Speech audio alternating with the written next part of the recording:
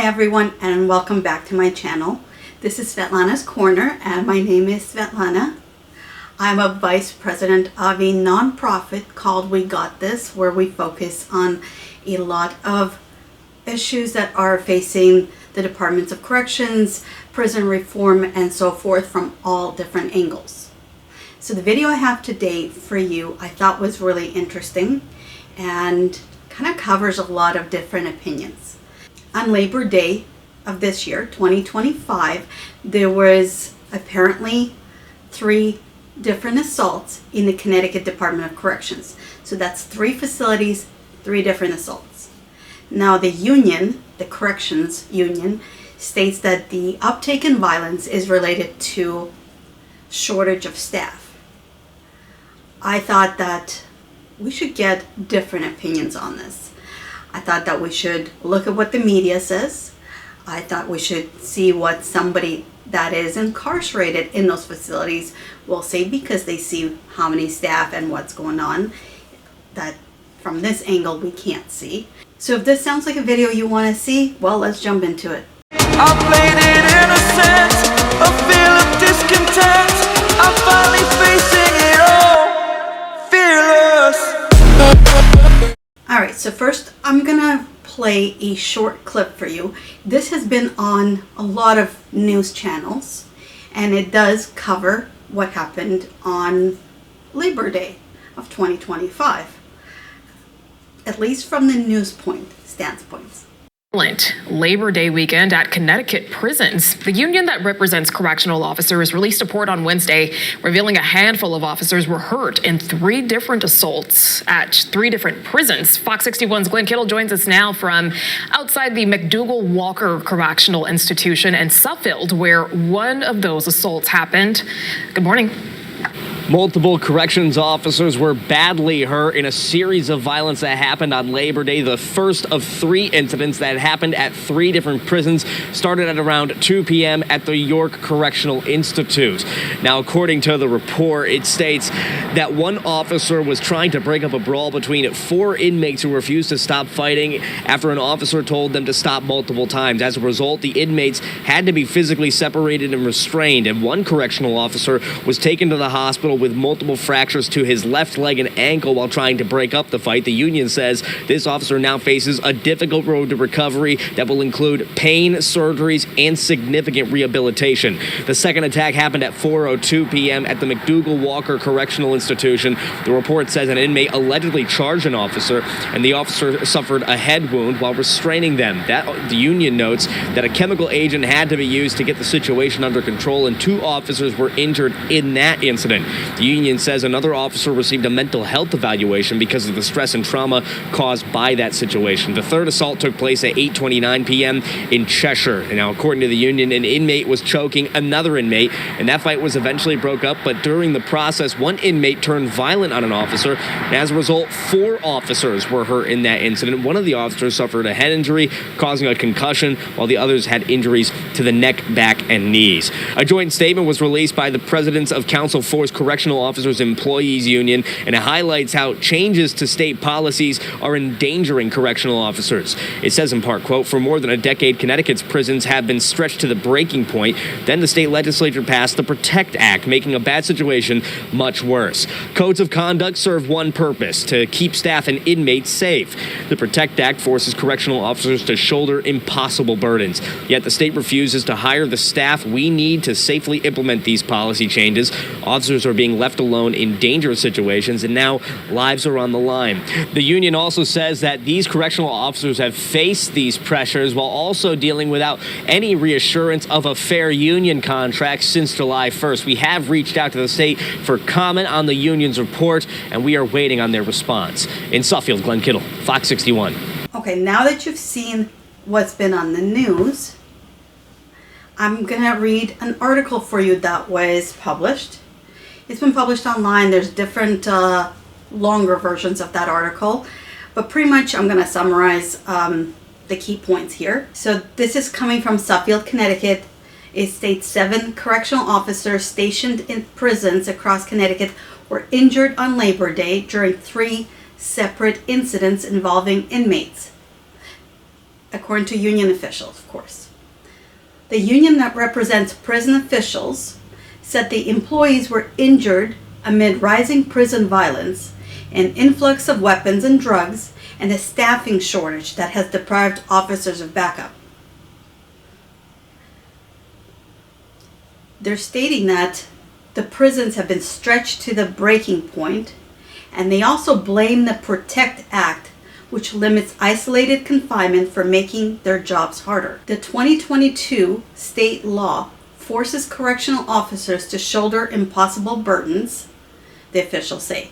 Yet the state refuses to hire the staff we need to safely implement these policy changes. Officers are being left alone in a dangerous situation, and lives are on the line. The union officials said the first incident unfolded around 2 p.m. at the York Correctional Institution in East Lyme, when an officer intervened between 4 inmates at the high security women's prison. Officials said the inmates ignored instructions to stop fighting, prompting officers to physically restrain the individuals. While restraining these inmates, one officer sustained a severe injury to his left leg and ankle. Hospital evaluation confirmed multiple fractures to the tibia, fibula, and ankle. The officer now faces a long recovery marked by pain, surgeries, and extensive rehabilitation. The second assault took place just after 4 p.m. at McDougall Walker Correctional Institution, a maximum security prison in Suffield, when an inmate charged an officer, leaving them with a head injury, according to the officials. A chemical agent had to be deployed to subdue the resisting inmate and prevent further injuries to the staff. As a result of this incident, 2 officers had to be transported to an outside medical facility for evaluation and treatment of physical injuries.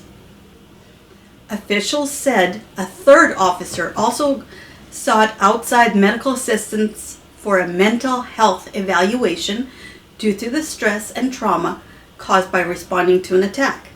The union said a Department of Correction team trained to provide emotional and mental health support to staff responded to the prison. And finally, 4 officers at the Cheshire Correctional Institution were injured around 8:30 p.m. when one tried to stop an inmate from choking another inmate. The union says one of the inmates violently attacked officers as they were being separated, leaving them with injuries to their neck, back, and knees. One of the officers suffered a concussion, and 3 of the 4 received care at the outside medical facility, according to the officials. So, according to Andreas Banevicius, I hope I said this right, a spokesperson for the State Department of Correction, said the safety and security of the staff and incarcerated population is the agency's top priority. He said the DOC will pursue charges against anyone guilty of assaulting a correctional professional. The administration continually reviews and revises its policies and procedures in order to improve the safety level and working conditions for its dedicated staff. It has also worked to procure equipment it will need to significantly reduce the amount of contraband entering the facilities. Lieutenant Titus, the president of the Correctional Supervisors Union, said the number of staff assaults has doubled in the past 6 years, even though the inmate population has dropped by 3,000 and the state has closed 2 prisons. Every assault takes its toll, not just on the physical safety of correctional staff, but on their mental health as well, Titus said. We're seeing more of our members forced out on workers' compensation because of these attacks, and the strain on morale is overwhelming. So that was the article. It kind of goes with the video clip that we were seeing, just in more details. So again, there's 3 different incidents. The first one was in the York facility, which is a women's facility. The second was in McDougall Walker facility, which is actually where my husband's at. And the third one was at the Cheshire Correctional Facility. Both of those are level 3, 4, and 5 level facilities.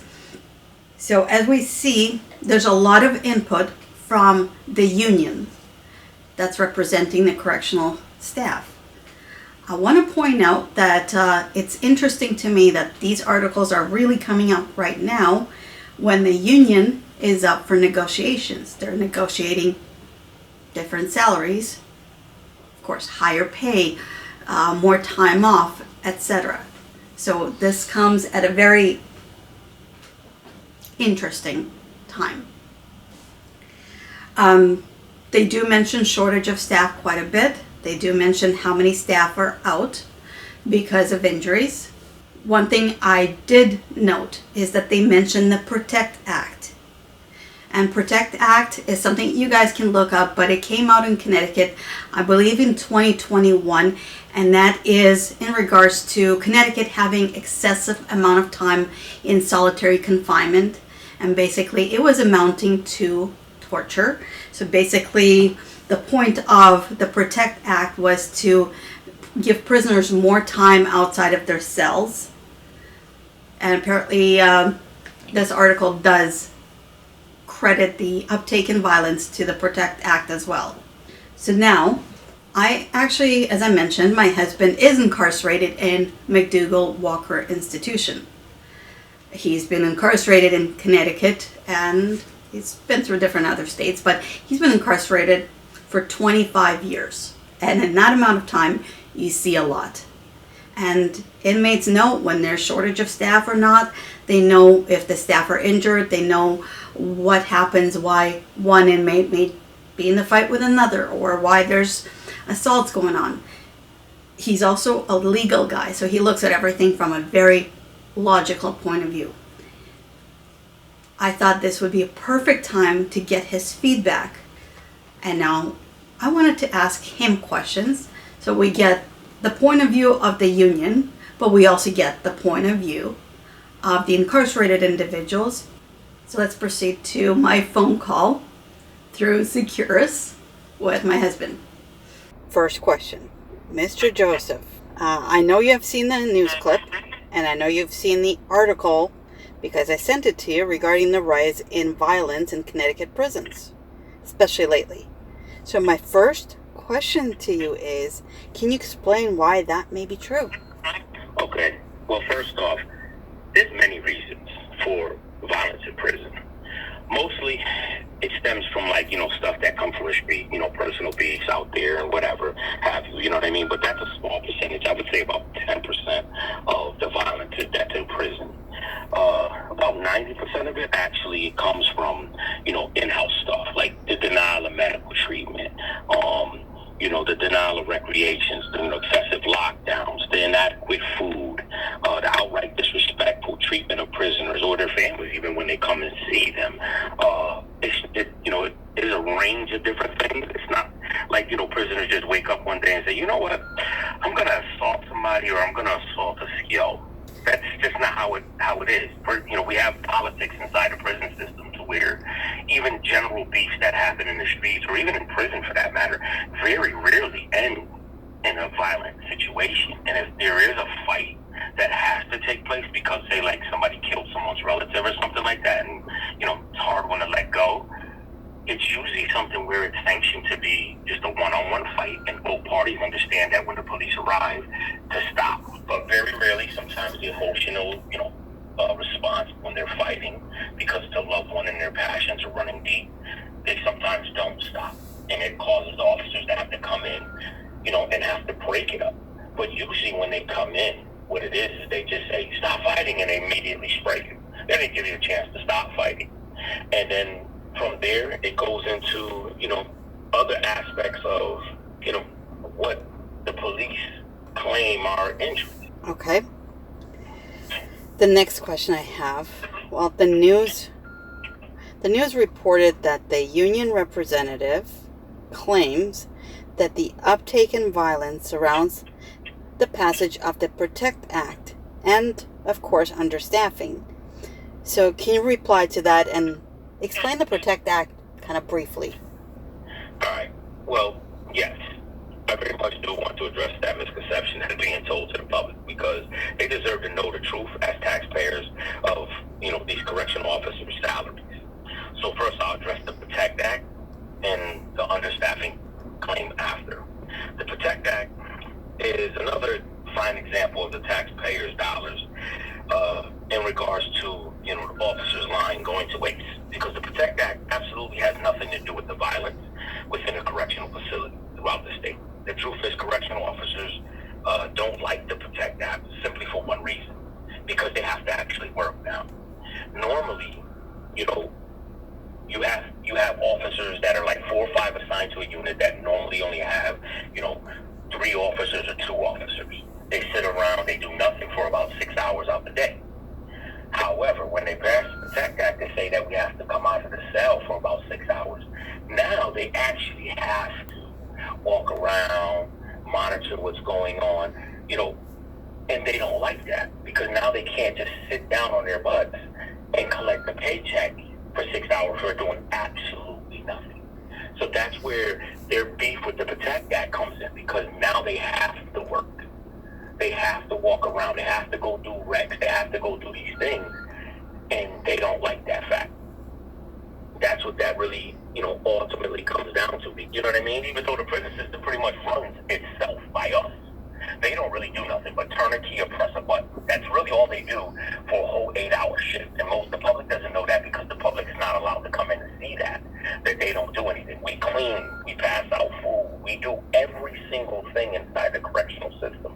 The COs literally sit on their butts for 8 hours and get paid a hefty pay for just pressing a button and occasionally getting up and turning a key. We pass out the toilet tissues, we pass out all supplies, we do everything. Clean the units, the showers. They do not do nothing whatsoever. And then the claim of understaffing, well, the understaffing is a simple thing. They got all these officers claiming that they're injuring themselves on these codes when they run into them. And the truth is, they're not. It's just that they know that if they claim their neck, their back, their knee, because they were running and they slipped or fell, or they tweaked it or whatever, that they can get out of work and get workers' compensation for a few months and not have to work.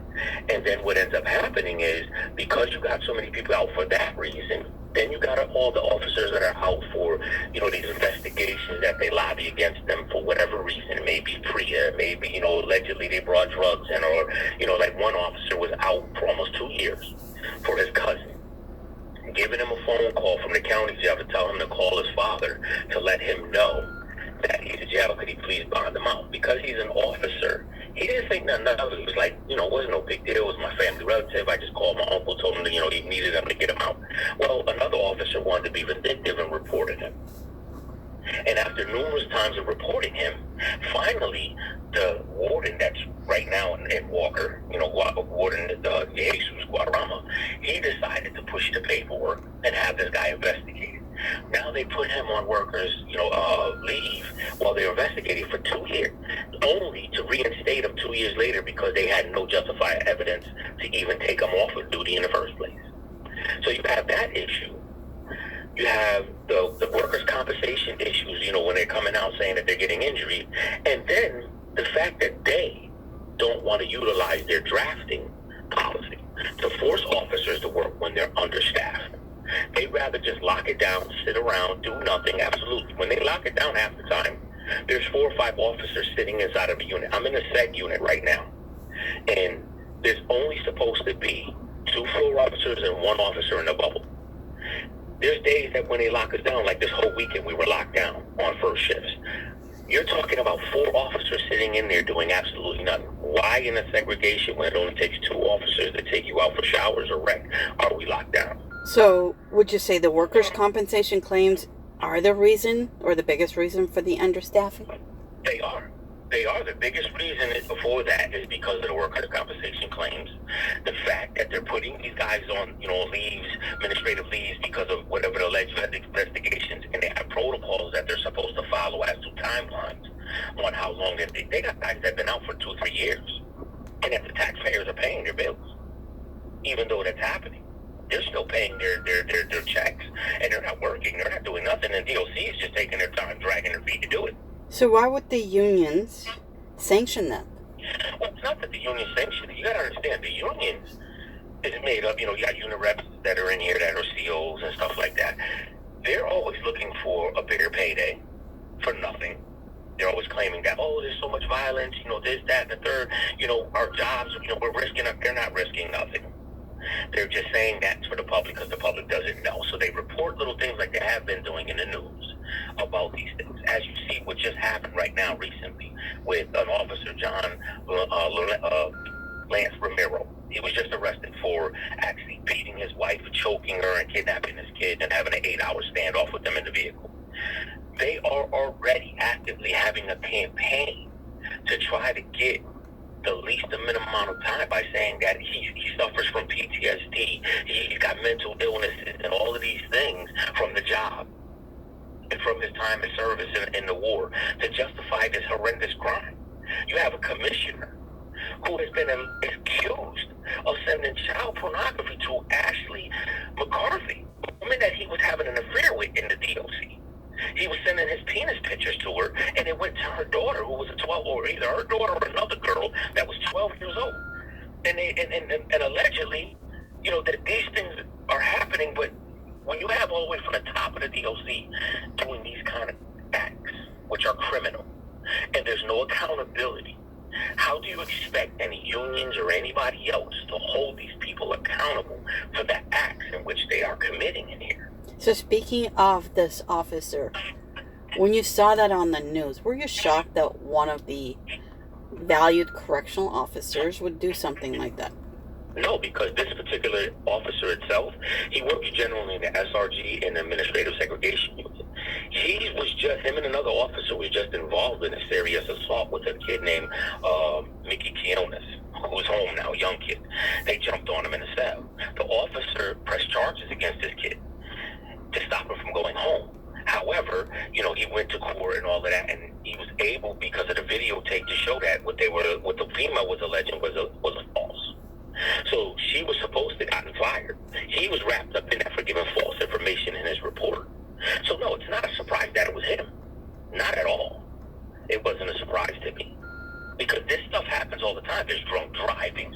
There's all kinds of things. But what they do is they minimize it and marginalize it, and then have them plead out to where they don't get no records, no nothing, and they're free to go and get hired in another, you know, correctional facility, either in the state or out of state.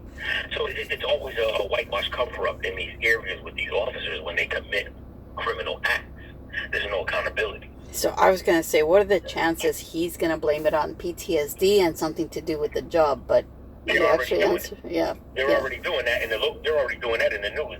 That's the main thing that they keep repeating over and over and over, because they're trying to already, you know, influence the public that, oh my God, this officer is so stressed out from the job that, you know, and this is why no, that's not why he did it. He did it because he's an ugly man. He has an ugly heart.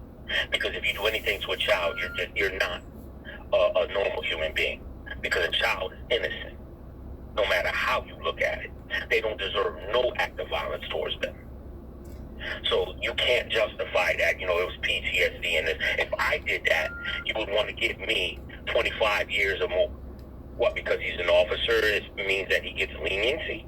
You know, and I want to round back to the whole, you know, the whole aspect of understaffing. You know, you have the Connecticut DOC. You have the Connecticut DOC spokesperson, right? I don't know how you really pronounce his last name, but it's Andreas Benedictus or something like that. He gave a statement to a reporter from the Hartford Courant, a guy named Aaron, stating that they had 190 officers that were in the training camp and that they were getting ready to graduate, so that the staffing levels inside the agency would be up to 90%, suggesting that there would be no more issues of statewide, you know, understaffing. But yeah, here we are at the end of September, and just in this month alone, I'm going to give you on the next call all of the lockdown statuses from June all the way to now, at how many were staff related versus training. And you, the public, judge if this is not something that is just out of control and unjustified. Because if you got academy people graduating and you're up to 91%, why are we still having this problem? The month of June itself, on June 7th, on second shift, they locked us down for saying it was understaffing. On June 8th, they locked us down on first shift, saying understaffing. On June 14th, they locked us down on first and second shift, saying understaffing.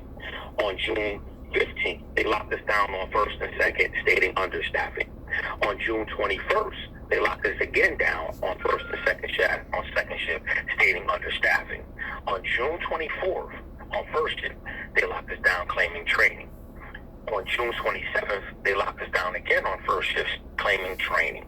On June 28th, they locked us down again on first and second shifts, claiming understaffing. That was just for the month of June. The month of July, on July 4th, on first and second shift, it was staffing. That was the 4th of July, where they had a party and a cookout outside. That was the claiming of it was understaffing, but they were outside having a cookout.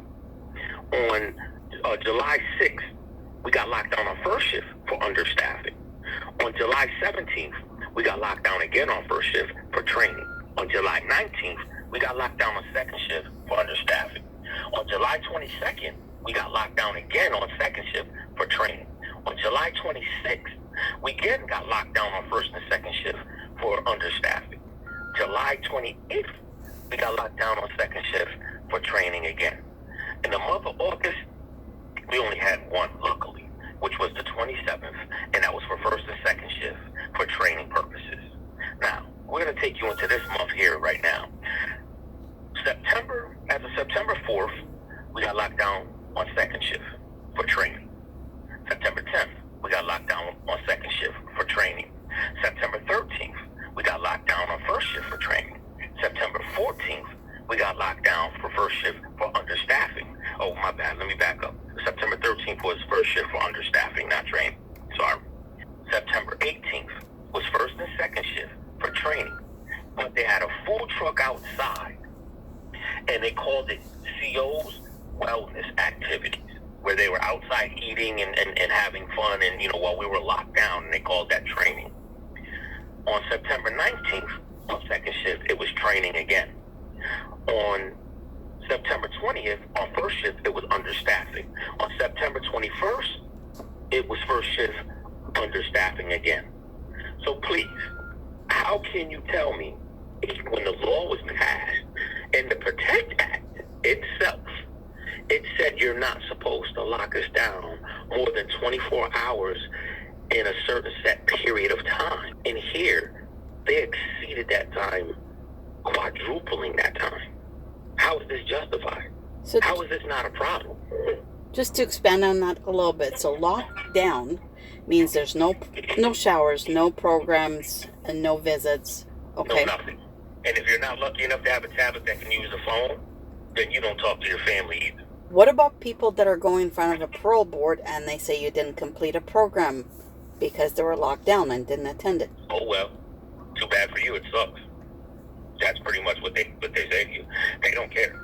It's not their concern. They don't care whether or not you were required by law to do a program or whether you need a program to, show that, like if you had drug abuse charges, when you came in, or selling drugs, and, you wanted to do programs to show that, you're trying to make strides in these areas to change your life. They don't care about those things. They truly don't. Take, for instance, myself. I have a lot of time. I was sentenced originally to 55 years, and over the years, due to my mental illnesses, I had caught a couple outside charges that brought my time. However, I tried to enroll in a program called AVP, Alternative to Violence, and I was told by the Department of Corrections that I had too much time to actually enroll in any kind of anger management program to benefit myself, even though they know I had an issue with my anger due to my mental illness. Now, the problem with this, that's the fundamental problem with that theory, is that because I have too much time, you don't allow me.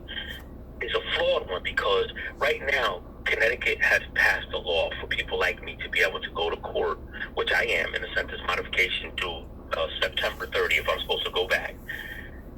Well, if you take away my ability to do these programs, and one of the major criteria in that bill that was passed by the governor for that is that you rehabilitated yourself. So how can someone like me actually utilize this bill to his benefit when you're not allowing me to actually get the program I need to show these people that I actually have done something? Fortunately for me, I've actually gone above and beyond and did these programs without their help, whether I went outside the system or whatever it was. I did everything I could possibly do to change myself for the better. And I've, suffered immensely for it because a lot of times I'm fighting for prisoners' rights and the administrations don't like it. They lock me down, they retaliate, they do all kinds of stuff.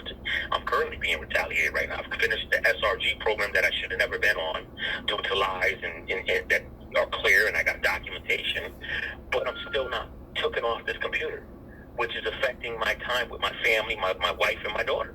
And that brings it to full circle to the commissioner that you mentioned that's allegedly being accused of a crime that is keeping you on that status. Yes, it absolutely is. And I have a long history with this man. He doesn't like me. You know what I mean? Because of what I do. And I was part of the main reason why Northern got shut down, because we went to the United Nations and we worked heavily with, Yale, New Haven Law School and other agencies to get it shut down. So they do not like me whatsoever for the things that I do. And for that, I suffer immensely in all of these ways. They take it out on me and retaliate me in all these ways. I have medical problems that I've been waiting for surgery for gallbladder for over 4 years, which they know can become terminal and cause me to have pancreatic cancer. I have a torn ACL. I've been waiting for surgery since 2008.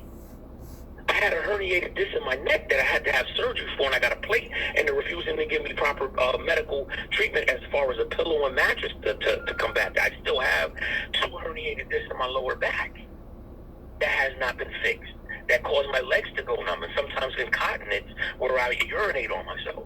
And yet I have gotten no treatment whatsoever, despite the numerous grievances. I just recently filed habeas. I'm being denied a reasonable accommodations for my ADA because I'm disabled, having only one arm from birth. I'm filing and doing all the things that I'm supposed to do, and yet here I am. I have severe mental illnesses that I had no clue for most of my years in my life. I'm 50 years old now, and I basically learned this not even about 5-6 years ago, that I had these serious mental illnesses and what they actually meant. Now, do you think this is for the DOC and the corruption and financial misappropriation, or is it just laziness and personal? It's always money. Okay. It's always money. They get funded for all these programs. Like AS right now has only about maybe 20, 30 people in there, which is the deplorable number. And they're getting the amount of money that they get paid in federal funding to run that, as well as the gang block. The gang block in total here in Walker, as well as over in Corrigan, you can fill up one block with both of those 2 prisons programs. And yet they have them running in 2 different facilities so that they can receive funding for both of them. It's always about money. That's why the union is doing what they're doing. That's why they're claiming understaffing. Because if they can do that, they know that sooner or later the prison population is going to snap. They know that if they create enough of pressure, we're going to flip out and we're going to end up fighting with them over it. And then that goes into the news where they can justify the assaults on them, to justify getting a pay raise, getting, better benefits, all of these things. They're tailoring these things this way, and the public is clueless to what is actually happening in here. Since I've been back in the state of Connecticut, it's been about a year now exactly, and a little bit of change. I've watched 2 people die that killed themselves down here in SAG because of what these people are doing. And not one word of it was on the news about what really happened. Not a peep was said about this man losing his life due to the environment that they got down there. They got us in SAG, and they're not giving you no books. They don't even give these guys cell cleanup down here to clean their own cells from the filth that might be in there. How do you treat a human being that way and then expect them to come home to the public and be your neighbor and not be a psychopath when they've been treated worse than an animal? You don't even treat your animal that bad.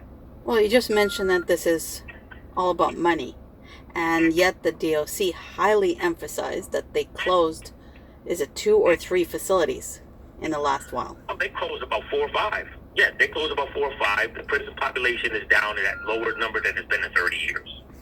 None of the COs got fired from then. They all just got sucked into other prisons and merged with them. So they're not understaffed by no means. Please don't believe that they're understaffed. When you have 5 officers to a unit where it only takes 2 people to run it, how is that understaffed? When you don't do nothing, you don't pass the food out. You don't clean up the garbage. You don't sweep the floors. You don't clean the showers. You don't do nothing. So how is it understand? What are you actually doing? Okay. And the taxpayers are aware of that? What they're paying for? No. They have no clue because the officers get up there and tell them the complete opposite, and there's no one to actually put checks and balances in because no one asks the prisoners.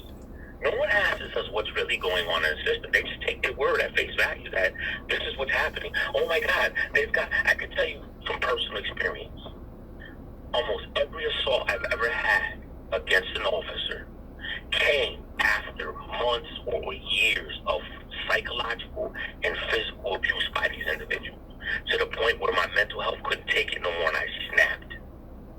Most guys do not wake up thinking that they're going to assault a CO. It's usually something that's gradual over a long period of time for things that we're actually entitled to. The Constitution guarantees it, as well as the administrative policies guarantees these rights that we're supposed to have. And they infringe upon them on a daily basis without no care in the world and pure impunity. So what is the number one thing that needs to change? First thing. The first thing that needs to actually change is there needs to be real serious accountability. There needs to be some kind of oversight from the public. There needs to be a way for people to come in here and unsurprised and be let in and forced to be let in to see what's going on. Because they're not seeing what's going on. They tailor it. When they know that they're coming, they don't never come to the bad parts of the jail. They bring them to these program honor units and all of that, and they prop up guys that, make them look good. They won't come down here in the segs to where guys like myself and Joe Baltus and other prisoners are. Jason Goody, the guys that have been in the trenches for years and years and years, fighting against the system. They won't come down here to talk to us. I've been back in the DOC for a year back here in Connecticut, and I've yet to see Angel Quarles, William Mulligan, Nick Rodriguez, and these are all the top officials for the Department of Corrections who, by virtue of their own administrative directives on tours and inspections, are supposed to tour at least once a month or twice a week or so on and so forth, and they do not come. So you can't address it. When you write to these people, you get no response. Or when you get a response, they try to duck and evade what you're actually trying to address. You know this as well as I do. You just went through this trying to schedule a visit with your husband. Yep. And what did they do? After telling them what times you needed because of our daughter going to school, they decided they were going to not give you the video visit you asked for. They're going to put it in person to make it even worse and harder. And they give you a time that's not even on the schedule. Yep.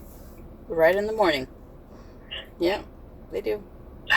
It doesn't make. What's the point of scheduling something in advance if you're going to just do it whenever you want to anyways? You might as well do as it's supposed to be because there's no written rule that, your loved ones can't just show up here on the day that, AS or SRG has visits. Considering they want to make our family go through all of this stuff for no reason. Well, considering that room was empty and they say it's too full for visits. Oh, well, let's get into that next because that room has about 8 cells of cages. But I was just informed that they only schedule 3 visits at a time. Yeah. That's it. Whether it's video visits or whether it's regular visits that people come in, they only schedule 3 on one day. So when they tell your loved ones that it's packed, it's not packed, it's not full. They're only scheduling 3 people. Yeah, these visits, they're supposed to have about 8 or 9 visitors at one time that are allowed to technically come in. But they're actually only allowing 3 people at a time, which there's no justification for, because if you have cages built, they're built so that they can be secured inside of these cages and not be a danger or threat to anybody. So how are you stopping them from having their visits? It's not justified whatsoever to do that to people. And not just to mention that, I have a guy that lives next door to me, Nicholas Japoni, where his father and his mother, were never called and informed that they were on lockdown. So they traveled all the way over here to the facility, and then they told them, you can't get a visit because we're on lockdown.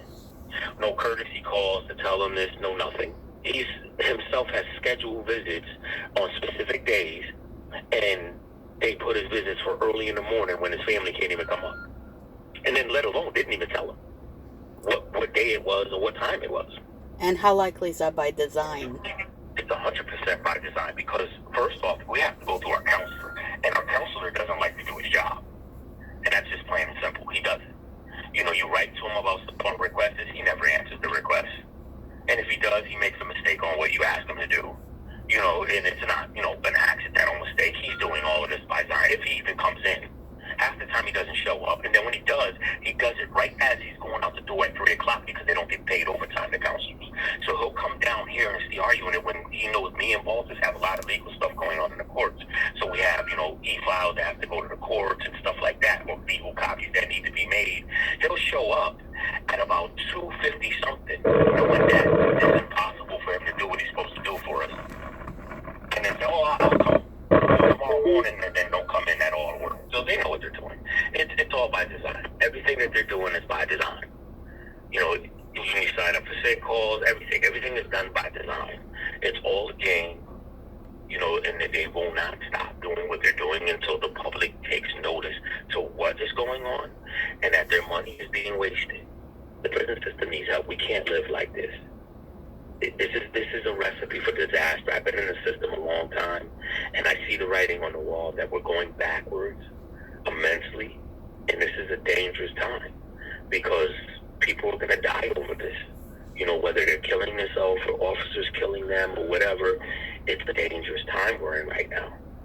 And I don't think the public really understands what's really going on. And I think that they need to. Do you think they don't understand, or a lot just don't care? Out of sight, out of mind. Well, I think it's a combination. You know, some people don't, but there's a lot of people I do genuinely feel like there's people who do. And I think that if they knew, you know, what was really taking place, I think they would be appalled by a lot of the things that, you know, take place.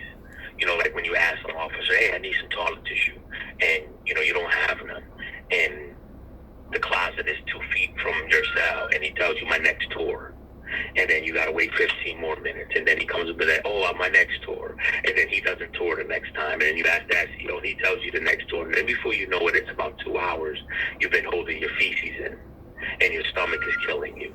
We're so far behind society and technology and everything that we're just like that little puppy. We're running all over the place, and unfortunately for a lot of us, we're not even ready for the world. You know, some of us don't have family to come home. They don't have a place to go, so they're not even equipped to even know how to use technology or where to even go because DOC doesn't tell them. They don't help foster, you know, connections with your children. You know, my daughter comes up to visit me, and I have to create games on paper. Yeah, those rooms Just are in bare. order to keep her engaged. Yeah, those rooms are completely bare. Completely. That's what I'm saying. No board games, no nothing for these children to engage with them. How are you supposed to have a parent engage with a child to break these kind of cycles of recidivism?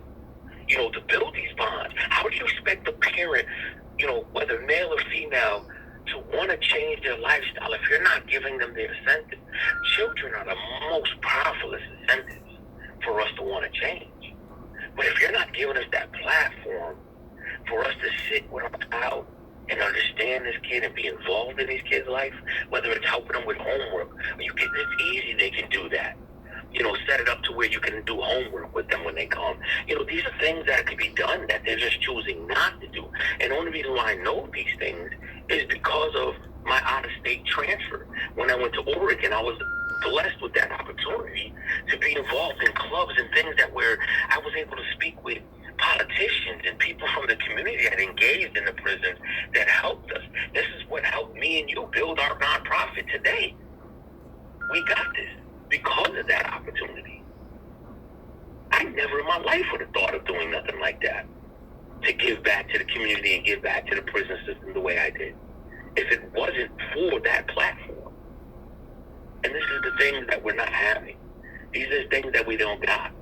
They're paying for cable inside of a prison system that we don't even watch. The taxpayers. It's crazy. The amount of money that's being spent in the prisons that the taxpayers don't know is actually going to waste or being misappropriated. They're supposed to go to certain things and being allocated somewhere else that's not even allowed to be allocated there. It's insane. It truly is. And there's no accountability. None whatsoever.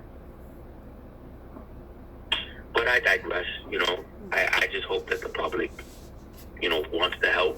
And, you know, if you have a loved one that's in prison and they need true help, I encourage you to come to our webpage, to wegotthis.us.com, and check out our site, donate, help us in every way, because we're trying to, you know, give back to the community. We're trying to bring, you know, mothers, fathers, grandmothers, and, you know, aunties, uncles, everybody up to see their kids or their nieces and nephews or whatever it is, and make these connections so that we can break these cycles. You know, my nonprofit, that's what it's about. We're trying to help with legal stuff. We're trying to help with any way we can. And yes, you have somebody, a dog in a fight, that's going to sacrifice himself if he needs to. I'm not afraid to have to be, you know, punished. I believe what Martin Luther King and all the rest of them said. You know, you have to be willing to sacrifice yourself for the greater good. And I can't sit and tell you what to do if I'm not willing to walk the fire myself. So I ask the public, you know, to stand up with us. We want change so much. We talk about change, but change don't come unless you be change. You have to embody what you want. You can't just talk about it. You can't turn a blind eye. You have to fight for it if you really want it. It does take a village to raise a child. We need to get back to those ways. Too many of our kids and everybody's dying in these streets. This stuff needs to stop. I thank you for hearing me out and, you know, listening and taking the time and the patience to hear this. And I hope that something in here sparked that, you know, that fighter in you. And you want to be involved. Like I said, my nonprofit, we're open to you. We need volunteers in all different ways, whether it's, you know, helping people in prison, whether it's, you know, grant writers, you know, fundraising people. We need them all. We were trying to make a bigger change. This is something that, you know, I hold dearly. Thank you. All right, so you've heard a very long conversation. We have crazy conversations, crazy long conversations all the time. This is just a short part of it, but yeah, the video might be a bit long and I apologize for that, but I think it's important that we get points of view that are from all angles, that are not just coming from one side of it. So I thought it's important that we see that the union is talking about the Protect Act, the uptake in violence, the shortage of staff being all connected, and of course they're in the middle of union negotiations. And with that, I thought it's also important to see the point of view of those that are inside the facilities and can tell us what we can't see from outside of those gates. So I hope you enjoyed this video. I hope it gave you something to think about. No matter which side you're on, you get different points of view. Again, thanks for joining me today. And if you like this kind of video, again, I hope you subscribe. I hope you hit that thumbs up button, leave a comment. Let me know if you want to see more of these kind of videos or any other topics you want to cover, and we will do that. So until next time, bye.